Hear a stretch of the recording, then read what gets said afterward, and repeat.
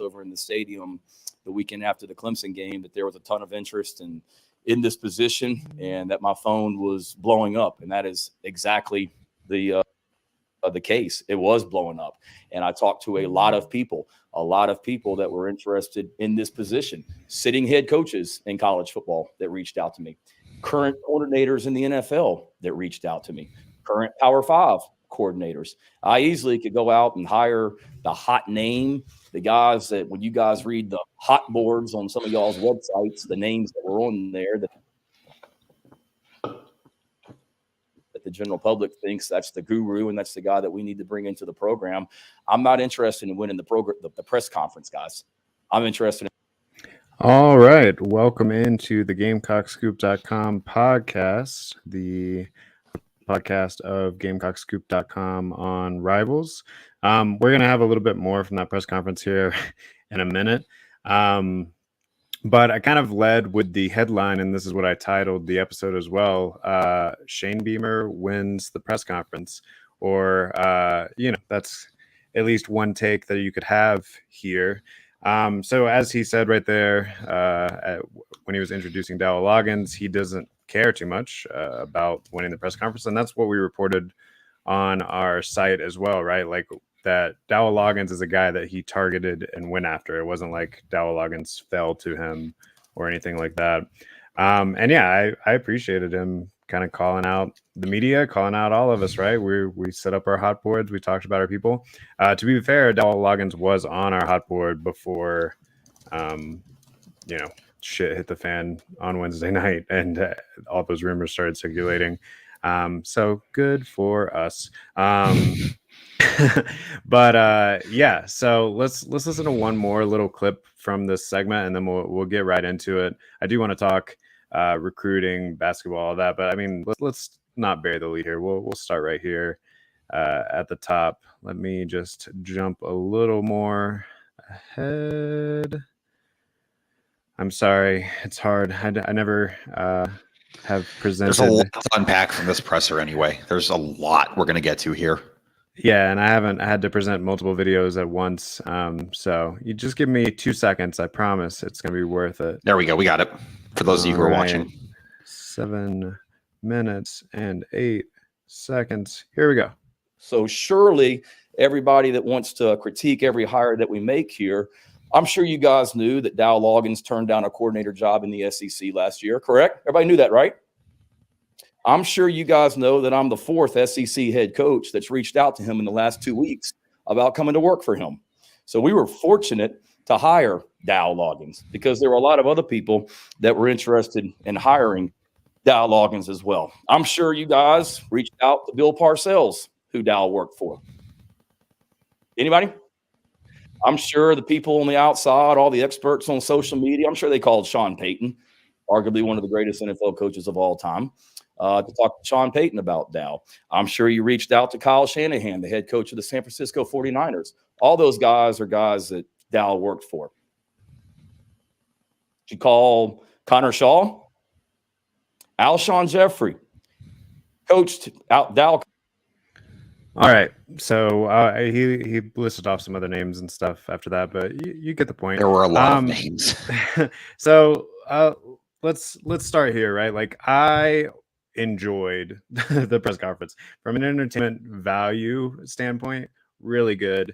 I think it's one of those which, if this hire works out, it goes down kind of like legend status, right? Like Shane Beamer went out on a limb a bit with this hire, and then he came out firing, completely standing behind it. I said in the group chat, like, if you're looking for a guy that you'd like to be your boss, 100%, right? Like he just came out and defended his guy.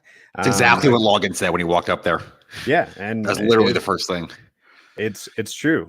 So in many ways, I do respect Beamer for that, right? Like he's standing on his business, or whatever the thing that Jaheim Bell keeps tweeting whenever he makes decisions. It's true though. Cam Smith saying too that I think applies to Shane Beamer here too, but I'll leave it at that. Yeah. DYN. Yeah, no doubt. And I like that. Like I really enjoyed the fire that he came out with, the confidence that he came out with. Now, once all that settles, because we said he won the press conference, and I think that's true. Like things went pretty well. I think you probably changed some people's opinions. I think it's even fair to say, which we've tried to say. I wrote my little like optimistic style article the other night on Dowell Loggains, that some of the criticisms and some of the like complete meltdown that was happening in the fan base is a little unfair. That said, did this press conference today change your opinion on Dowell Loggains and on this hire? Not really. But I also kind of went into it with the same sort of, and I have a whole thing coming up on GamecockScoop.com tonight, kind of breaking down what we heard today and kind of my take on the hire in general. And I won't spoil that too much, but I kind of feel the same way I did about it going into it. I think the far more or most interesting thing about this is I don't want to use the word aggression, but vindictiveness Beamer had about this. Like, this is a no half measures kind of hire. Like, he walked in the room and said, "This is going to work. Y'all watch. This is going to work." That's more or less what happened. And that, again, that could obviously go one of two ways. If he, you try to paint the picture a year from now, 2 years from now, right? You're either living in a world where Shane Beamer took a guy who had never called a single college play and he built a gangbusters college football offense, or you're living in a world where he had made a hire that didn't make a lot of sense at the time and it predictably backfired after he was very aggressive saying that it wouldn't backfire. So that's kind of I use the term fork in the road in what I'm going to write or what I wrote tonight that'll be up later. That's kind of my biggest take on this. We're going to get into Loggains himself more, kind of his offense itself, but Beamer it's a big swing. Like, it doesn't feel like a big swing because it's not one of the big names, but this is a big swing for him personally, I think. Yeah, man, there's like a million different things going through my mind right now. One thing I can confirm, let's start there. Early in that segment that we just said, he said last year he was up for an SEC offensive coordinator job. That is true. We reported on the site that Kentucky looked at him last year before eventually going with that guy that I can't remember his name that got fired, and now Liam Cohen. Oh, Liam Cohen. Well, Liam Cohen's back, but the guy that they had this year. I can't remember his name right now. Yeah, doesn't matter. Yeah, it didn't work out. They made the wrong call there, I guess. So anyway, I can confirm that. I know that some other media members kind of question whether or not that was true, which is kind of an absurd thing to say. I don't know about the 4 this year or whatever, but the 1 last year is true. He was in the mix there. Yeah, so I think this is kind of all you could do based on like all the reports and stuff that we've heard, that basically he targeted Dowell Loggains, that he did have some other options that maybe would have been splashier or impressed the fan base more or whatever. Because he didn't go that direction, he kind of has to just like double down on it at this point.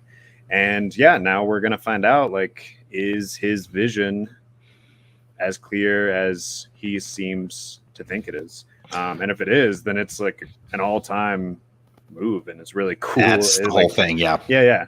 But I do think, like you said, there's a lot of the downside is bigger than the upside. So either you swing and hit a home run, or you completely strike out, I think. That's what I mean with the no half measures thing. There is no going halfway here. There's no 1 foot in the pool, 1 foot out. This is it. He's putting a lot on Dowell Loggains here. And the one thing I will say for fans, I get you're worried about Loggains. You're worried about his NFL track record. I get that. The one thing I would say that I think you can't deny is this guy's a good recruiter. We talked about this a little bit last week. I believe you wrote about that a little bit in your piece. He's got 3 Arkansas tight ends, including 2 of them that are 4-star prospects on Rivals in his class this year. He seems to have built good relationships clearly in the NFL, if you want to take Shane Beamer at his word, with the coaches and people he worked with. Obviously, you've got Connor Shaw, Alshon Jeffrey, a couple of South Carolina legends weighing in there. I do think this is probably a plus on the recruiting front. You also didn't bring him here to just recruit. You need him to call plays too. And that's unfortunately for him and for Beamer and for everyone in the fan base, there's no way to answer that till September. You can talk all you want. You can do what you want. There is no way to get an answer on his play calling until he actually calls plays. Yeah.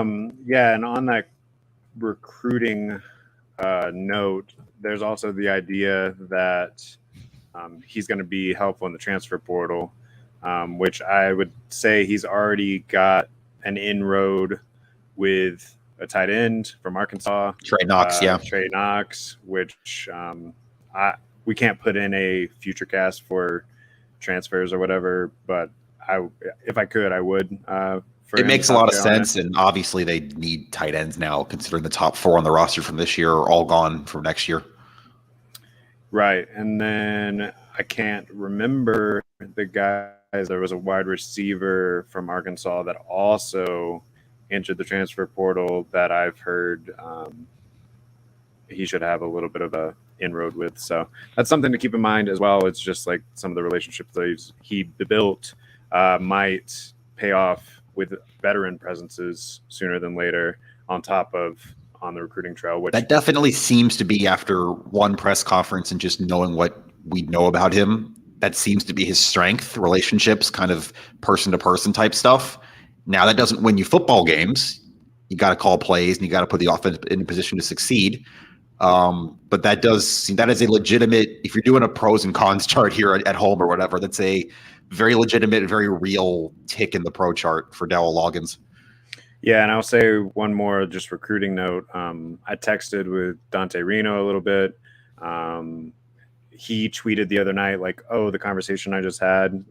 Many of you may have seen that on Twitter. That was after he talked to Loggains. I did confirm that with him. And then we're hoping to hop on the phone with Dante later today or tomorrow to hear a little bit more about how that conversation went. But early returns, at least just from texting him, sound positive, which is, one of his top recruits. And then in the press conference, Loggains mentioned that his top recruiting priority right now is getting Spencer Rattler to come back, which if he said that'd be the biggest recruiting pull since his wife. Yeah, I thought that was a nice line. I mean, we can get into Loggains a little bit. I do want to talk a little bit more about the Shane Beamer portion of it, but I will say that Loggains came across as personable to the media too. Every time any of you introduced yourselves, he made sure that he knew your name. I heard him even asking how to spell Hale McGranahan's name or whatever, the Big Spur. So that's cool. I mean, obviously, he's trying to smooth things over a little bit, but I thought he did a pretty good job. One thing another just really quick note from the press conference that stood out to me, we were talking the other day about what is the connection between Shane and Dowell, and why is this happening? Why basically, him?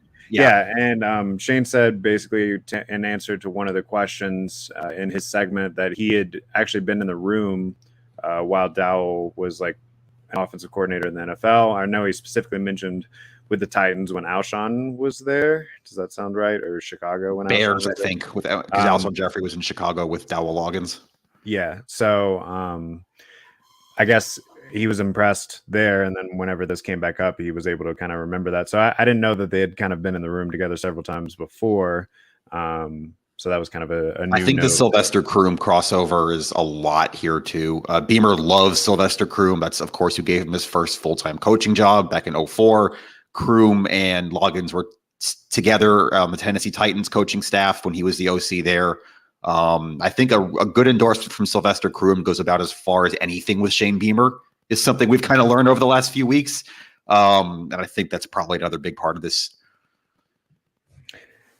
Yeah. So one thing that kind of stood out to me from the whole rant, which again, I really enjoyed. I'm not criticizing it at all. This is an 11 and a half minute opening statement, by the way. Yeah. One thing that stood out to me though was a lot of the argument. And I sat down and wrote the optimistic Loggains article the other day. Right. And so I had the same issue. A lot of the argument strayed away from the statistics, right? Because his statistics aren't are so good. objectively bad. Yeah, and we talked about like it's really tough in the NFL when you don't have an elite quarterback, which through most of those seasons he did not. It's really tough to make that work. Also, there's the whole factor where Adam Gase was the head coach, and Adam Gase kind of has his own offensive vision for a lot of it. All that being said, did it impress you that Shane Beamer was kind of like, I talked to this guy and I talked to this guy and they all vouched for him? Like, does that kind of change your perspective at all? Or are you still kind of feeling the same as you did with or without all those appeals to authority or whatever? That doesn't change anything for me. I mean, what's he going to do? Get up there and say that it's bad, that nobody wanted to talk, nobody what's it called? Nobody wanted him. You know, I couldn't get any good endorsements on him. Everyone said, like, of course he's going to say the good stuff. He dropped a lot of names. I mean, Kyle Shanahan, Sean Payton, Hall of Fame coaches, legendary whatever. That doesn't make him call plays better just because he worked with those guys. That doesn't really do much for me. But I also don't know those people, and I can see how that would kind of put him at ease, I guess. But ultimately, if you're a South Carolina fan, I don't think if Dowell Loggains calls a bad game next year, you're going to be like, well, Kyle Shanahan liked him. Sean Payton liked him. It's fine. I don't think anyone's going to be doing that. So that's kind of where I would stand on that. Yeah, and we've kind of talked about this behind the scenes and on the Insiders Forum on GamecockScoop.com. It's just come up a lot. Like, there are narrative reasons that you can justify this hire, right? He bounced around for 15 years in the NFL. He was like one of the youngest offensive coordinators in the NFL once he first got that gig. It's kind of a fast rising star. We've heard about all the recruiting prowess. And then he spent the last 2 years under Kendall Briles, who is one of the brightest offensive minds in college football, came from that air raid system that kind of has been productive for over a decade, almost 2 decades now in college football. And some of the things that he talked about sound, at least narratively, pretty good, right? Like, he's going to take some of the pro style concepts that Beamer seems to like, that Rattler seems to like, assuming Rattler's back or whoever's coming in, seem to like, but try to tone down the verbiage, I believe he said, which is something that we had heard was a problem under Satterfield, that things confusing. And that he's also going to take some of what he learned over the last 2 years at Arkansas under this spread, air raid, whatever sort of style that's a little bit more college-y, and combine those two things, which actually, I mean, that sounds good. It sounds like it could work. But again, we're relying on could and might. And it felt like this hire could have been that's the whole thing. Yeah.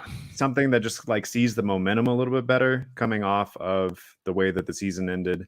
And really, for better or worse, this could work out perfect. But this name did not seize that momentum for the fan base, obviously. Yeah. And by the way, I'm taking us way off course for a second here, but breaking news, Corey Rucker just entered the transfer portal, according to Max Olson at The Athletic. That's I think we maybe had a feeling that was coming if he only played in, was it, one game this year because of his injury status.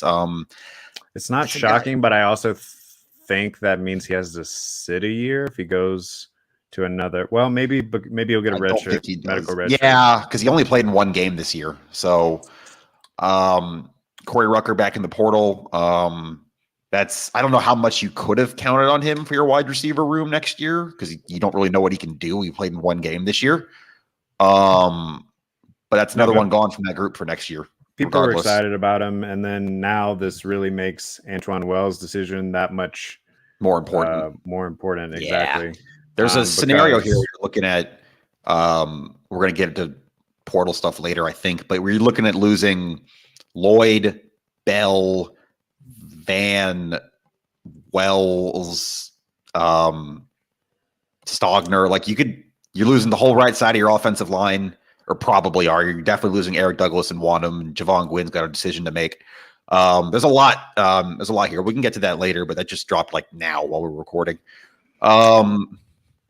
Yeah, we'll have more on that later on GamecockScoop.com. Like we said, we knew that was a possibility, but I actually wasn't expecting that right this second. So you never are when the news breaks. On to Loggains, though. I think the blend point is kind of the one that I think is the most interesting, or maybe should make South Carolina fans the most excited.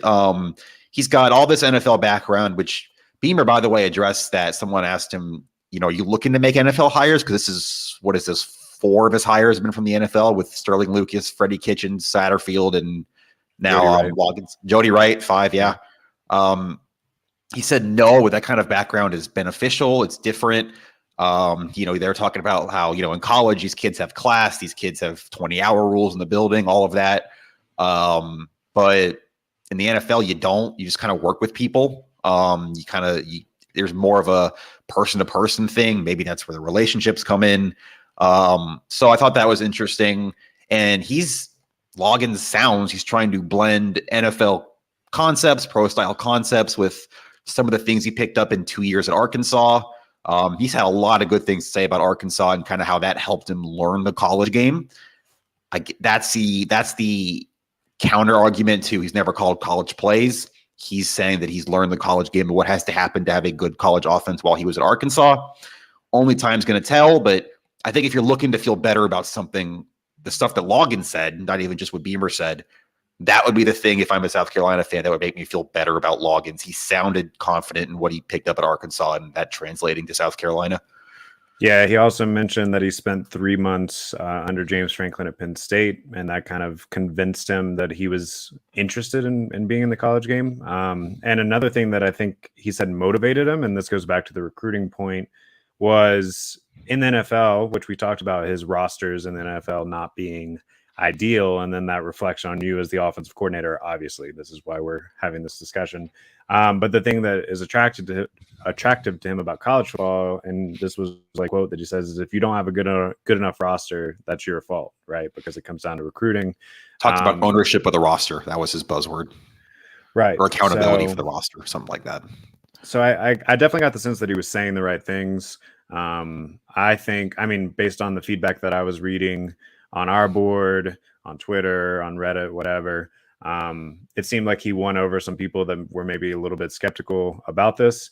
And yeah, he's saying all the right things. It just is going to come down to the X's and O's and the way that it all comes together. One other thing on his system. So like you said, pro style concepts, but he wants to reduce the terminology, be more efficient. One specific thing that he said was the idea that he's to communicate with signals instead of words, which is kind of a common thing in college football, especially with some of these faster paced offenses. If you look at, I remember when we were watching the Tennessee game across the sideline or whatever, you had the 4 guys in different colors and the different signs. They were wearing different colored like jumpsuits and stuff.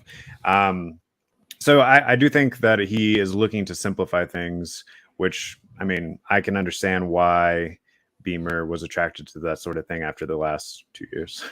After what we know about Satterfield's offense, some of the verbiage, terminology there, and kind of for what we've been hearing, that was kind of a challenge for some players with different personnel packages. The thing that kind of stood out to me about his system, or someone asked him, it was a good question. What does a good Dowell Loggains offense look like? Like, what is it? What works for you? What is it supposed to look like when it's clicking? That's Pete Iacobelli at the AP. We give credit here. He asked him that, and and Loggains said that pace and space, those were his words. He said the biggest difference between the NFL and college is that in the NFL, they don't really miss tackles in open space. Like, if an NFL caliber defender is on you, you're just going to go down. But they miss tackles in college football. It's a lower caliber of player. It's whatever technique. So if you can get guys in space, you have a better chance of breaking tackles and obviously turning that into big plays. So he mentioned the concept of space a lot. I also thought it was very interesting that he mentioned that his biggest adjustment from the NFL to college was not so much the play calling or the preparation or even the recruiting. It was the actual spacing of the field, where the hash marks are, where guys line up, where the sidelines are, just the actual, like, I'll call it the geography of the field, and that was what he had to learn more than anything. I thought that was really interesting for a guy who was talking about space so much, because obviously those two things go hand in hand with an offense. Well, and that's something we talked about in preparation of the Tennessee game, is the way that style offense, which kind of a similar system that we're talking about here. Heupel's got that down to a science, putting receivers in the sidelines and using them to make plays. Right. The other thing that should be music to South Carolina fans' ears along the same lines was said he's not going to make a system and then say, all right, you have to fit this system. He's kind of looking at the personnel that he has and trying to build a system around that. And he specifically said there should never be a game where your best player is only getting 2 touches or whatever, which kind of felt like that was a backhanded shot. Yeah, it felt like a nod to that Missouri game with Jaheim Bell got 0 touches or whatever, right? Which probably is a big reason that he's in the transfer portal right now. We haven't even gotten to that yet, but yeah. Yeah, so I think he is saying all the right things, and I think that we can spin a narrative that he's taking this pro-style system, simplifying it for the college game, mixing in the elements that he got from Arkansas, and all of those things could combine together in a pot to be really, really good. I think our only pushback, and I think our only pushback throughout this entire process has been, yeah, but narratively, did that seize the momentum? And again, we opened up the show saying it doesn't seem like Shane Beamer cares about that narrative, and good on him for standing by, not caring about that narrative. But I do think you've put yourself in a little bit of a precarious space if it doesn't work out. I don't even think it's the narrative thing as much, truly, even though I know that plays into a lot of it, the fan psyche, whatever. He's never done it. And I know what he's saying about he had 2 years at Arkansas. I understand what he's saying about he's called plays, but like he's done pieces. He's done all the elements of what he's doing now. He's never done all of them at the same time in the same job. You know what I mean? Like he's called plays. He's worked in the SEC. He's recruited, but he hasn't done all of those things in a job at the same time. We're juggling it all. And he's the offensive coordinator. He's the guy now. He actually said himself that other than the head coach, the 2 most criticized people on a team are the quarterback and the OC. And I think he's right about that. He probably has a case. But I don't, and this is just one of those things that it's going to have to be a sit and wait. This is a sport with an 8-month off season that we're not even in yet. There's still a bowl game. Nobody's going to feel truly, truly a lot better about this till they see him calling plays and the offense is doing well. If that happens, at a certain point, that's just what it's going to have to be. We've got between now and he's not calling plays in the bowl game. Beamer did confirm that. So we've got between now and September 2nd or whenever the first game is next year to talk about this and chop it up. But that's what it's going to boil down to. Yeah, I mean, hopefully we're going to see a little preview of what's going on in the spring. But yeah, I mean, we're not going to see it in true action until they kick off against North Carolina. Now, granted, kind of a nice opponent to start your first game as offensive coordinator because their defense was terrible this year. Got them with the new OC too, who they haven't hired yet. They got to replace Phil Longo. Right. So it will be interesting to see. Obviously, as we get more details, specific personnel decisions, all that stuff, we will update you on GamecockScoop.com. But Dowell Loggains is in Columbia. On a recruiting note, there's a ton of visitors coming to Columbia this weekend. So they'll get to meet him face to face. Dante Reno, I know, is one unofficial visitor that's coming. If we want to get into recruiting really quick, that way, I can still hit on that stuff real quick. There are 4 official visitors that we know of right now this weekend. Could end up being more. We've talked about throughout this process that South Carolina is not done with receiver in the 2023 class. We think they'll probably look in the portal, but also they're still looking at a couple high school guys. So Tyshawn Russell and Isaiah Johnson, which Isaiah Johnson could be a DB, could be a receiver. They'll both be in town this weekend for an official visit. You got linebacker Cameron Robinson, who's currently a Virginia commit, but South Carolina is trying really hard to get a flip there. They visited him at home this past week as well. He's going to be in town for an official visit. You got a few other DMV guys that are going to be here unofficially to maybe kind of help with the cause there. I know Desmond Umeozulu is supposed to be in town. And another DMV guy that we'll get to in just a second. One last official visitor, JUCO running back Robert Henry, who we talked about on the show the other day when we were speculating, literally an hour before Marshawn Lloyd was going to the portal. as a potential replacement there. Obviously, he's not going to have the explosiveness and upside, I guess, that Marshawn Lloyd had. But if you can just get a guy that can stay healthy and give you some solid minutes, you bring in Dontavius Braswell, who's a 4-star, kind of a change of speed. You got Juju McDowell roster. Then that running back room starting to look a little bit better. Not to mention who they might target in the portal. So we'll talk a lot more about recruiting. I just posted a recruiting article with some more future casts and everything on GamecockScoop.com today. I think I put a total of 4 future casts in today. That's a big day. You're going out. Yeah. You, much like Shane Beamer, you're going out there. Yeah, so we'll see how all that plays out. Negative in the recruiting arena yesterday. 2 offensive linemen from the 2023 class decommitted within 10 minutes of each other. So that was a fun 10 minutes. That's Isaiah Jada, who is a JUCO offensive tackle out of Utah. He was at a community college out there. He was expected to contribute pretty quickly because you mentioned a lot of the You're losing Wanham at right tackle. Yeah. So he had recently taken official visits to Auburn and BYU. Wouldn't surprise me if he ends up at one of those two. We thought that he was going to be an early enrollee because he's done with his coursework out in Utah. So that's going to be tough to, fix that in 7 days. I wouldn't expect that to get fixed in 7 days. As far as the other one, you had Tosin Big Tree Babalade. He's one of those DMV guys. And we talked throughout the process. You can go back on our YouTube channel, Gamecock Scoop YouTube channel, and look at the interview I did with Tree Babalade back when he committed. And a big factor in him being interested in South Carolina in the first place was Marshawn Lloyd.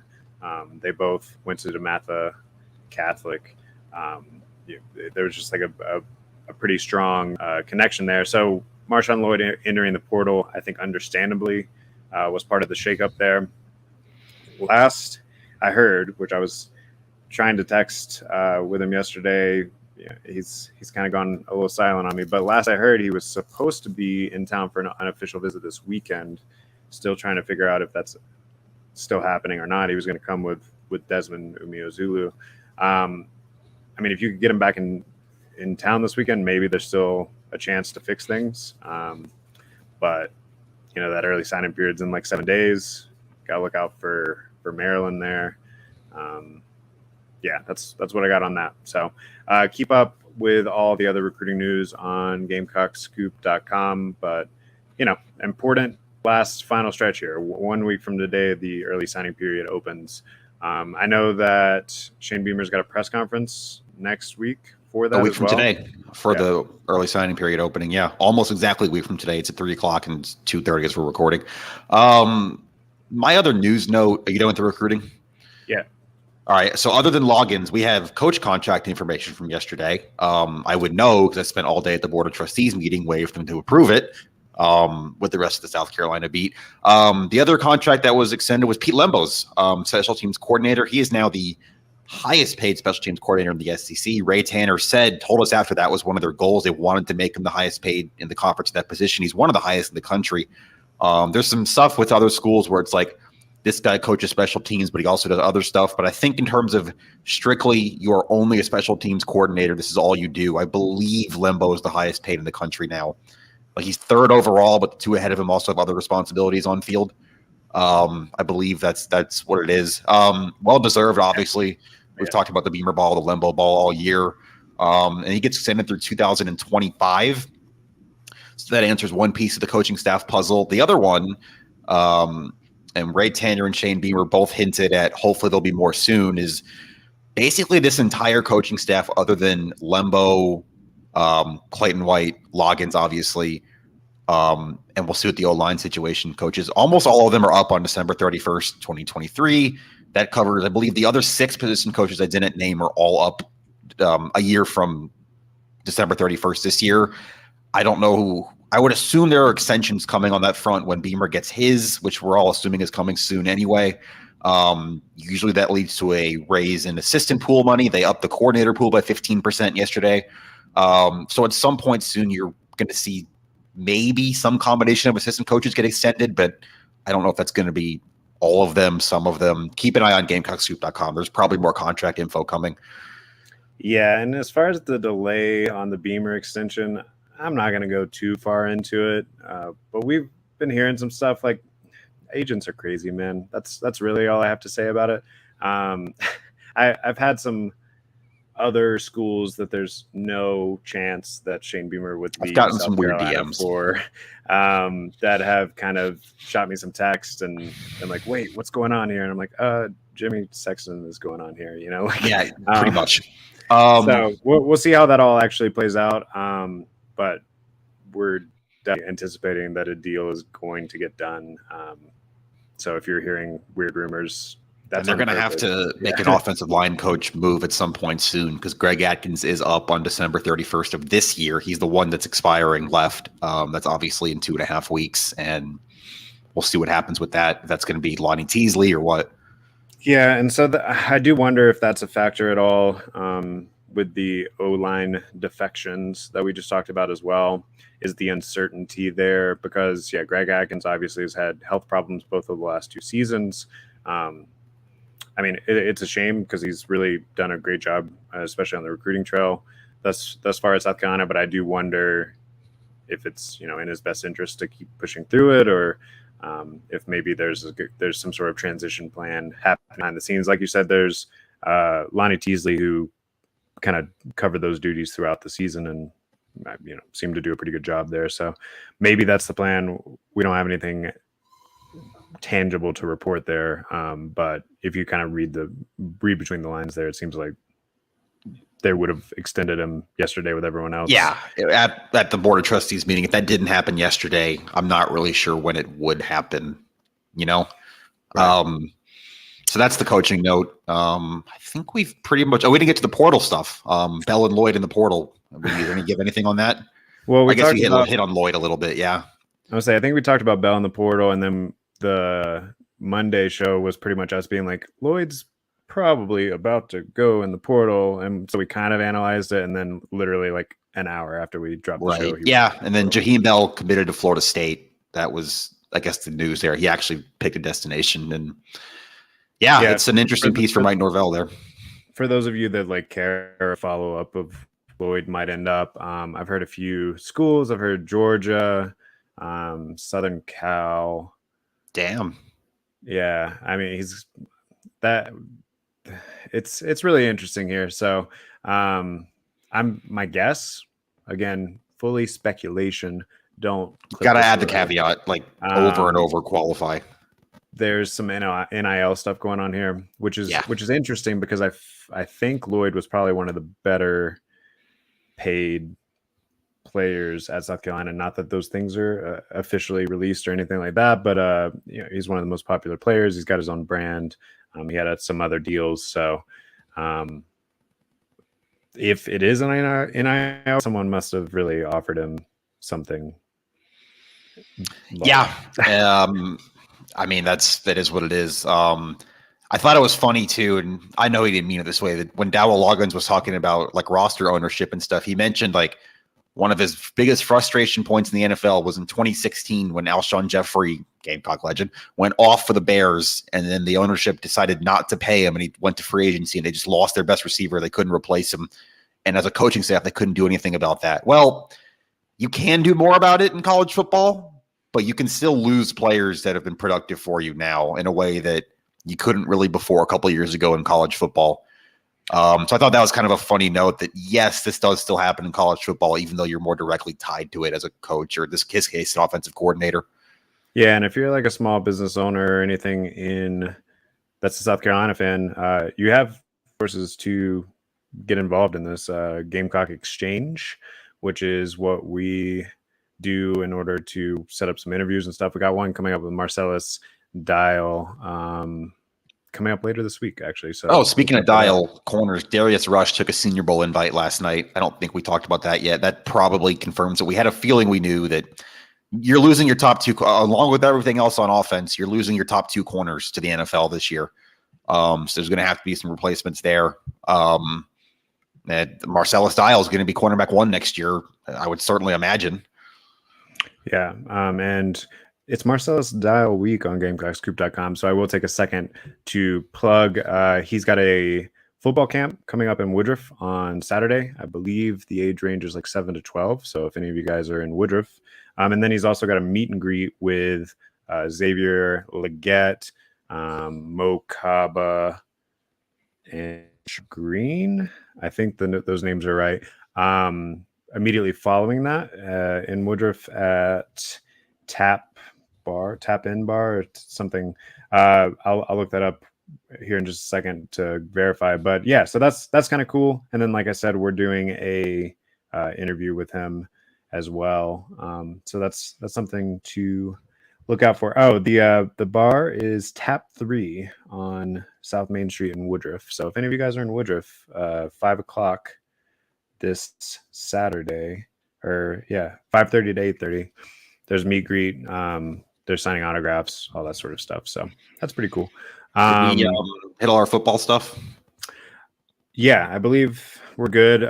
There's a men's basketball game tonight against UAB. I just put up a preview on GamecockScoop.com that you can read on that. There's a long story short, it's going to be a problem tonight. Yeah. UAB is averaging 88 points per game. That's even with a 70 thrown in last on Saturday, where they had their 7-game winning streak snapped by West Virginia. But yeah, they're looking pretty good. That's a probable tournament team, and you're on the road. It's gonna be. They were a tournament team last year too. They've had votes in the AP Top 25 this year. I know they had some preseason. I don't know if they had any since, but that's going to be one of the tougher games South Carolina plays. Maybe the toughest game they play of the whole non-conference schedule. They've got 3 non-conference games left after this one, but that's going to be a big challenge. I'm interested to see what the response is on the road against a really tough opponent tonight. 7:00 tip. You never say never, but we've talked so much about how they've struggled in the perimeter defense. UAB's pretty good on the perimeter. They're making like threes a game. As a team, they're shooting in the 40-something% range from the floor. They're fast too. They're like 6th in the whole country in tempo on KenPom. Yeah, so South Carolina is both going to have to play their best defensive game of the season and also probably score at a rate that they haven't been scoring at to kind of keep pace in that one. So never say never, but the line is -16 UAB, and I would probably take the points. I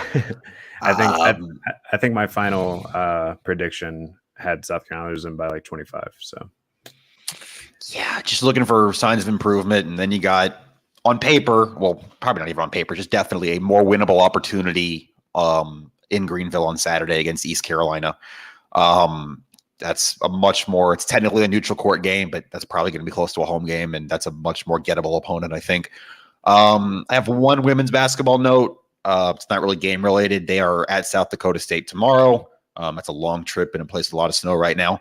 But Chloe Kitts, who is a 5-star freshman, has early enrolled. She had her first practice yesterday, according to Dawn Staley. And I was not aware that she is eligible to play. I was kind of thinking that she had to wait till January when the new semester started.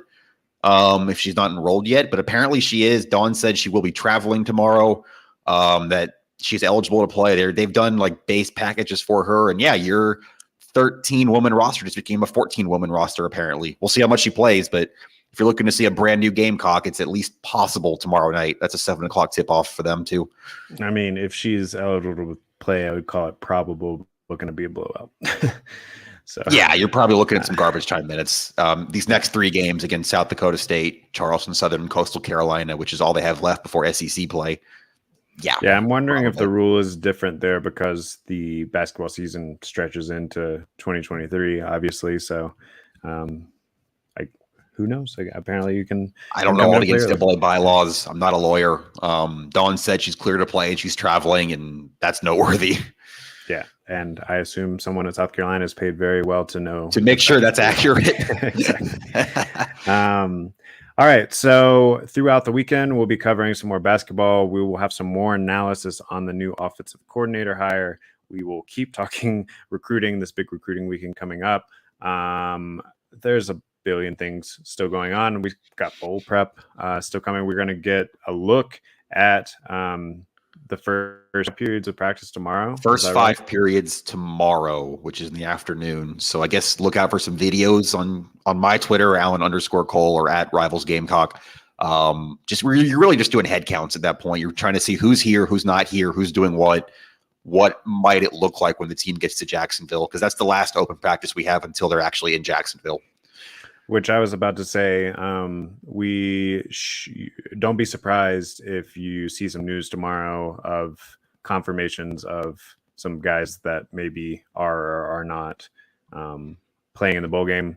Like, for example, Darius Rush, if we don't see him tomorrow, that's probably a pretty good indication that he's moved on to the Senior Bowl and NFL draft and all that. Got to get there, get to the building, see who's practicing, and see what that looks like tomorrow afternoon. That's at 4:15 Eastern is the open portion tomorrow afternoon. Right. We'll have live updates on GamecockScoop.com for that. And we'll back with you guys on Monday or so for another podcast. Until then, this has been the GamecockScoop.com podcast. See ya.